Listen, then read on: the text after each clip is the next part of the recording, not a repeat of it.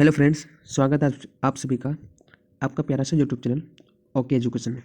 दोस्तों, आज हम लोग कवर करने वाले हैं पॉलिटिकल साइंस के बहुत ही इंपॉर्टेंट ऑब्जेक्टिव क्वेश्चंस। ओके, तो जितने सारे स्टूडेंट्स 2022 में एग्जाम देने वाले हैं उनके लिए बहुत ही इंपॉर्टेंट होने वाली आज का ये मॉडल सेट। तो इस वीडियो को स्किप नहीं कीजिए, इस वीडियो को लास्ट तक वॉच कीजिए और अपने दोस्तों में इस वीडियो को अधिक से अधिक शेयर कीजिए। तो पहला क्वेश्चन है आपके स्क्रीन में, क्या कर रहा है कि भारत में कितनी भाषाओं को संवैधानिक मान्यता प्राप्त है। तो भारत में कितनी भाषाओं को संवैधानिक मान्यता प्राप्त है। देखिए, 4 ऑप्शन दिया गया, option a, option b, option c and option d इस प्रकार दिया गया। इनमें से सिर्फ आपको राइट आंसर चुनना है, एक ही ऑप्शन चुनना है जो आप राइट आंसर है। ओके, तो चलिए, एक का राइट आंसर क्या हो जाएगा, एक का राइट आंसर हो जाएगा ए नंबर आंसर, यानी कि 22 भाषाओं का मान्यता प्राप्त है। ओके, अगला सवाल है कि हैदराबाद के शासक को कहा जाता है क्या। तो हैदराबाद के शासक को क्या कहा जाता है। ऑप्शन ए राजा, बी नवाब, सी निजाम और डी महाराजा। तो इसका सही जवाब है आपका 2 का सी नंबर आंसर, निजाम कहा जाता है। ये आपका बिल्कुल सही जवाब है, 2 का सी नंबर आंसर। ओके, अगला सवाल है सवाल नंबर 3 में कह रहा है आपका कि निम्नलिखित में से भारत के प्रथम गृह मंत्री कौन थे। बहुत ही मोस्ट इंपोर्टेंट क्वेश्चन है। ओके, और ये क्वेश्चन मतलब कई बार एग्जाम में पूछेंगे क्वेश्चन है।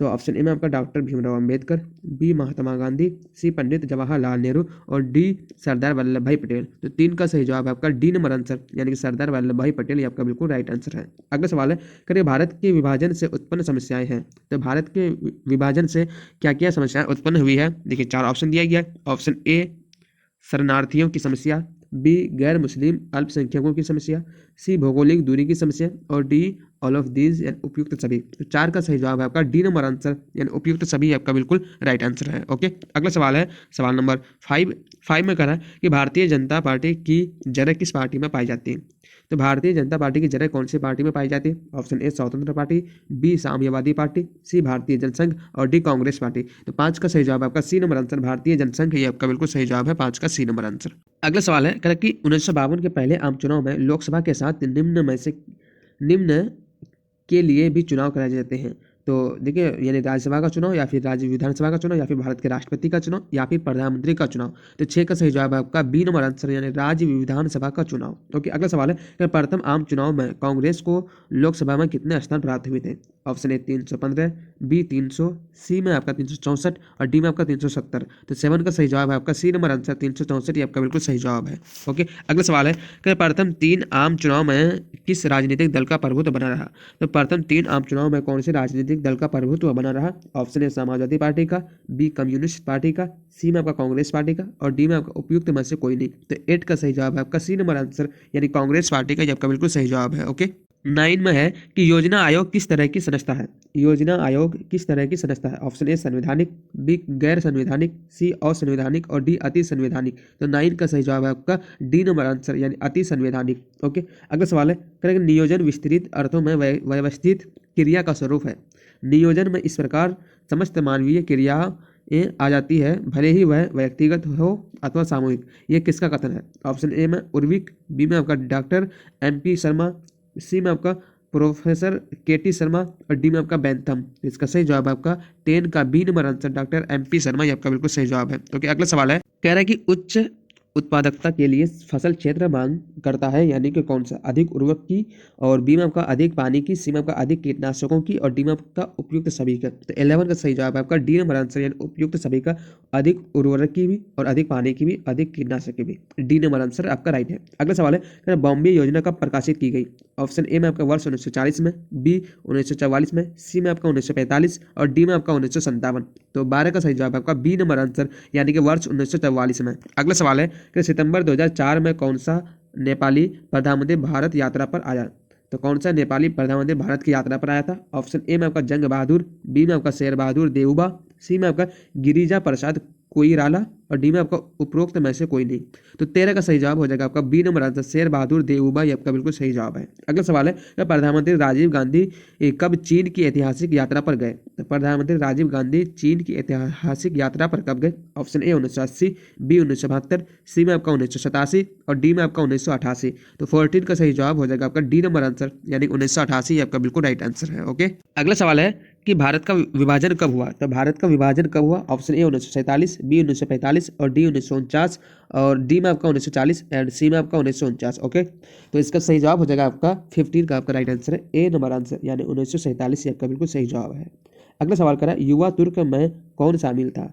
तो युवा तुर्क में कौन शामिल था? Option a Krishnakant, option b आपका जो है ऑप्शन बी में आपका हो जाएगा मोहन धारिया, ऑप्शन सी में आपका चंद्रशेखर और डी में आपका उपरोक्त सभी। तो 16 का सही जवाब है आपका जी हाँ डी नंबर आंसर उपरोक्त सभी आपका बिल्कुल सही जवाब है। अगला सवाल है, कांग्रेस फॉर डेमोक्रेसी के संस्थापक नेता कौन थे?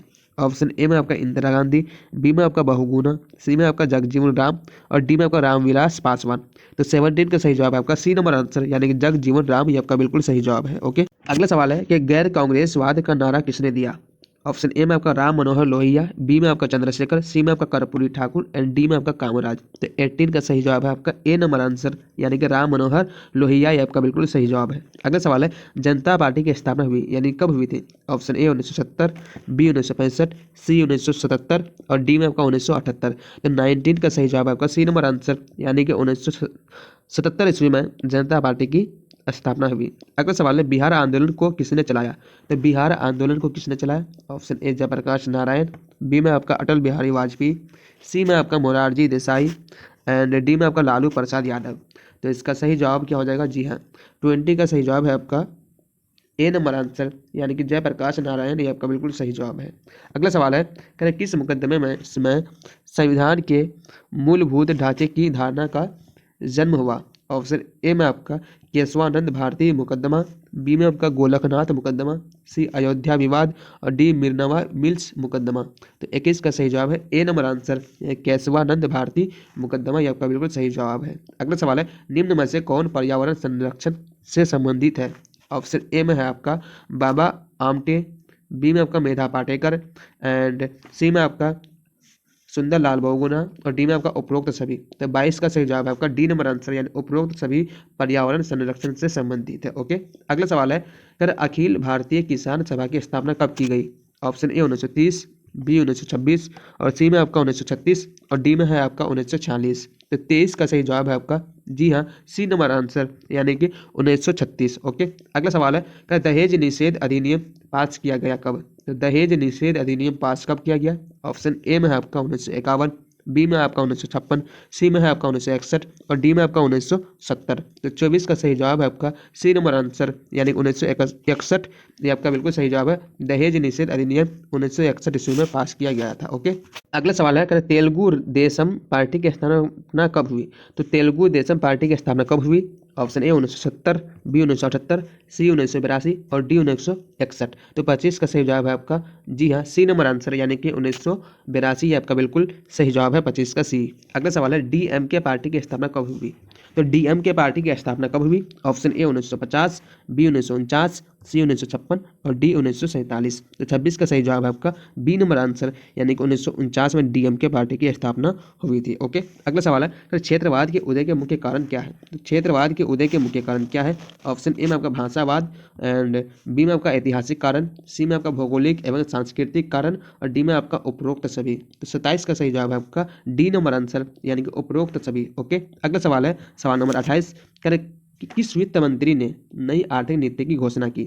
तो कौन से वित्त मंत्री ने की थी? ऑप्शन ए में है आपका मुरली मनोहर जोशी एंड बी में है आपका डॉक्टर मनमोहन सिंह और सी में आपका जसवंत सिंह और डी में आपका डॉक्टर प्रणब मुखर्जी। तो 28 का सही जवाब है आपका जी हाँ b number answer doctor Manmohan Singh. Okay, अगला सवाल है, नई आर्थिक नीति की घोषणा की गई कब?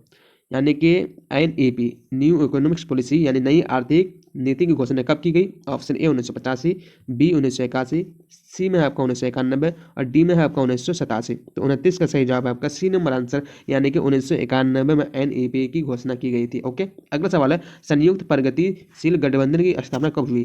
तो संयुक्त प्रगतिशील गठबंधन की स्थापना कब हुई? ऑप्शन ए 2004, बी 2002, सी 2003 और डी 2007। तो इसका सही जवाब है आपका 30 का राइट आंसर हो जाएगा ए नंबर आंसर, यानी कि 2004 ये आपका बिल्कुल राइट आंसर है। ओके, अगला सवाल है, कह रहा है कि नाटो संधि का निर्माण कब किया गया? तो नाटो संधि का निर्माण कब किया गया? ऑप्शन ए सन 1947 में, बी 1945 में, सी में है आपका 1949 में और डी में आपका 1951 में। तो 31 का सही जवाब है आपका सी नंबर आंसर यानी कि 1949 में। अगला है गोर्बाचोव कब सोवियत संघ के राष्ट्रपति बने? ऑप्शन ए 1970, बी 1975 और सी में आपका 1984, डी में है आपका 1985। तो 32 का सही जवाब है डी नंबर आंसर यानी 1985। ओके, अगला सवाल है क्यूबा का संबंध किस महाशक्ति से था? तो क्यूबा का संबंध कौन से महाशक्ति से था? ऑप्शन ए में आपका सोवियत संघ से, बी भारत से, सी जापान से और डी अमेरिका से। तो 33 का सही जवाब है आपका सोवियत संघ, ए नंबर आंसर आपका राइट आंसर है। ओके, सोवियत संघ से।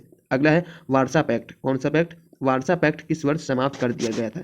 तो किस वर्ष में वार्सा पैक्ट समाप्त कर दिया गया था? ऑप्शन ए 1984 में, बी 1982 में, सी 1991 और डी 1995 में। तो 34 का सही जवाब है आपका 1991, ये आपका बिल्कुल सही जवाब है 34 का सी नंबर आंसर। ओके, अगला सवाल है करेक्ट निम्न में से कौन सा समय लेनिन की जीवन काल से संबंधित है? तो कौन सा जो जीवन है लेनिन की काल से संबंधित है? ऑप्शन ए में आपका 1930 से 1970 तक, बी में है आपका 1935 से 1995 तक, सी में है आपका 1920 से 1974 तक, डी में आपका 1870 से 1924 तक। तो 35 का सही जवाब है आपका डी नंबर आंसर यानी कि 1870 से 1924 तक, ये आपका बिल्कुल सही जवाब है। अगला सवाल है तीसरे विश्व के देशों में किसे शामिल किया जाता है? ऑप्शन ए साम्यवादी देशों को, बी पूंजीवादी देशों को, सी विकासशील देशों को और डी उपरोक्त सभी। तो 36 का सही जवाब है सी नंबर आंसर यानी कि विकासशील देशों को। अगला सवाल है प्रथम विश्व किन देशों को कहा जाता है? तो प्रथम विश्व किन देशों को कहा जाता है? ऑप्शन ए पूंजीवादी देशों को, बी विकासशील देशों को, सी समाजवादी देशों को और डी उपरोक्त सभी को। तो 37 का सही जवाब है आपका ए नंबर आंसर यानी कि पूंजीवादी देशों को, ये आपका बिल्कुल सही जवाब है। अगला सवाल कह रहा है कि कॉमिकॉन का संबंध निम्न में से किस देश से है? ऑप्शन ए में आपका संयुक्त राज्य अमेरिका से, बी में आपका ब्रिटेन से, सी भूतपूर्व सोवियत संघ से और डी जापान से। तो 38 का सही जवाब है आपका सी नंबर आंसर यानी भूतपूर्व सोवियत संघ से। अगला सवाल है प्रथम खाड़ी युद्ध हुआ था। तो प्रथम खाड़ी युद्ध किन के बीच हुआ था? ईरान एवं मिस्र के बीच, बी में आपका ईरान एवं इराक के बीच, सी में आपका भारत एवं इराक के बीच और डी में आपका इराक एवं अमेरिकी गठबंधन सेनाओं के बीच। तो 39 का सही जवाब है आपका डी नंबर आंसर यानी इराक एवं अमेरिकी गठबंधन सेनाओं के बीच, ये आपका बिल्कुल डी नंबर आंसर राइट हो जाएगा। ओके, अगला सवाल है सवाल नंबर 40 में अगर आपका विश्व राजनीति में अमेरिकन प्रभुत्व की शुरुआत कब से हुई है? ऑप्शन ए 1992, बी 1970 और डी 1986 और सॉरी सी में है आपका 1986 और डी में आपका 1991। तो 40 का सही जवाब है आपका डी नंबर आंसर यानी कि 1991, ये आपका बिल्कुल सही जवाब है डी नंबर आंसर। ओके, इस तरह से मैंने 40 VVI ऑब्जेक्टिव क्वेश्चन कवर कर चुके हैं। अगर आप लोग नेक्स्ट वीडियो लेना चाहते हैं किसी भी सब्जेक्ट का तो चैनल को सब्सक्राइब करके बेल आइकन को प्रेस कर दीजिए और मिलते हैं नेक्स्ट वीडियो में। तब तक के लिए बाय।